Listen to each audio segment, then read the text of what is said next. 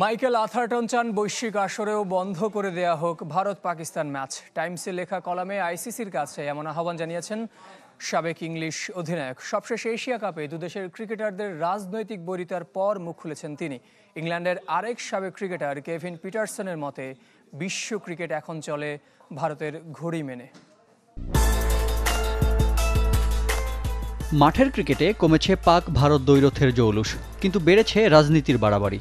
এবারের এশিয়া কাপে একের পর এক কাণ্ডে যা ছাড়িয়ে গেছে অতীতের সব তিক্ততা।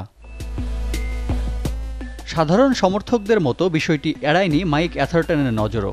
ত্যক্ত বিরক্ত ইংলিশ অধিনায়কের মতে ক্রিকেট আর মাঠের খেলা নেই, এখন তা রাজনৈতিক স্বার্থ হাসিলের হাতিয়ার।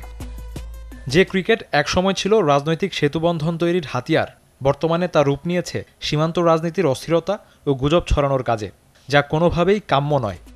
ভারতের আপত্তিতে এক যুগেরও বেশি সময় ধরে বন্ধ পাক ভারত দ্বিপাক্ষিক সিরিজ, অথচ আইসিসির বৈশ্বিক ইভেন্ট মানেই অবধারিতভাবে একই গ্রুপে দু দলের দেখা। এমন পূর্ব নির্ধারিত সূচিতেও ঘোর আপত্তি সাবেক ইংলিশ অধিনায়কের। পরবর্তী টুর্নামেন্টে ড্রয়ের সময় আইসিসিকে অবশ্যই স্বচ্ছ হতে হবে। যদি এ দু দলের ম্যাচ না পড়ে তাহলে সেটাই হওয়া উচিত। ভারত কিংবা পাকিস্তান নয়, অ্যাথারটনের অভিযোগের তীর মূলত আইসিসির দিকে। তার মতে কেবল অর্থের কথা চিন্তা করে ক্রিকেটের সৌন্দর্যকে নষ্ট করছে ক্রিকেটের সর্বোচ্চ নিয়ন্ত্রক সংস্থা।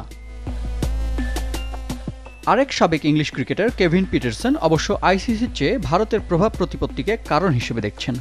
রাগ ঢাক না রেখে জানিয়েছেন, ক্রিকেট এখন চলে ভারতের ঘড়িতে। রিফাত হোসেন, চ্যানেল 24।